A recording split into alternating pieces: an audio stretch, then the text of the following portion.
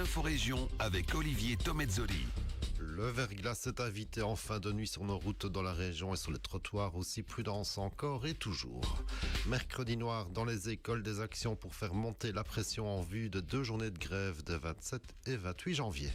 Et un phénomène météo étonnant dans le ciel de Wem hier, des trous circulaires dans les nuages. On vous explique pourquoi dans ce journal. Mercredi 15 janvier, le développement des titres de l'info de l'arrondissement. Présentation Olivier Tomezzoli.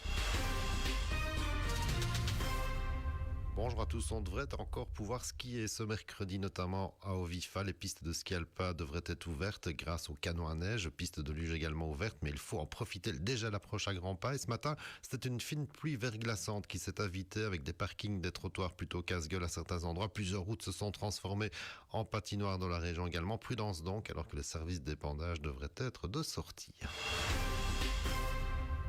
On poursuit avec cette nouvelle mise en garde lancée par la police fédérale et fait belle fine dans la province de Liège. Une nouvelle technique de vol par ruse. Les escrocs se font passer pour des employés de banque ou des policiers. Dans un premier temps, ils appellent leurs victimes prétextant un problème avec leur carte bancaire qui devrait être remplacée, ou alors ils évoquent des transactions suspectes.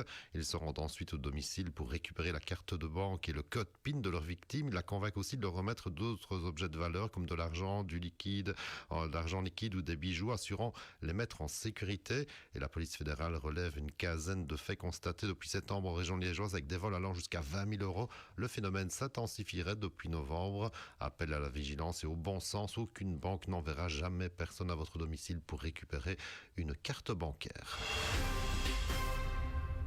Mercredi noir dans les écoles, c'est comme ça que les syndicats préfacent cette journée. C'est la suite de la grogne dans le secteur enseignement face aux mesures du nouveau gouvernement de la Fédération Wallonie-Bruxelles avec des actions, des arrêts de travail dans certaines écoles, des assemblées générales aussi.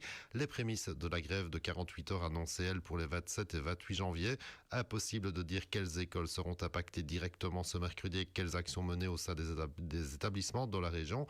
Une manifestation aura lieu notamment à Liège devant le siège des engagés partenaires du MR dans les gouvernements à la région Wallonne et à la Fédération Wallonie-Bruxelles.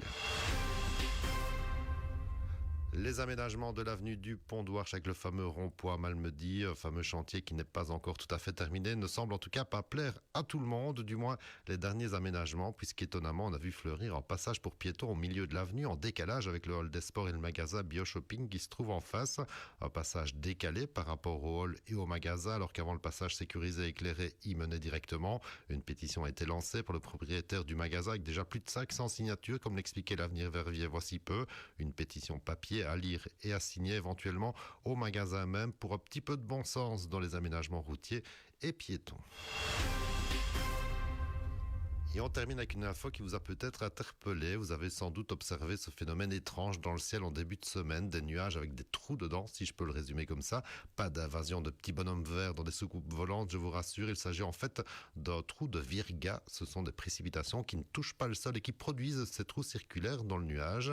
Ce phénomène est souvent causé par des avions qui, par leur impact physique, vont faire évaporer les gouttelettes dans leur environnement direct au sein de l'altocumulus.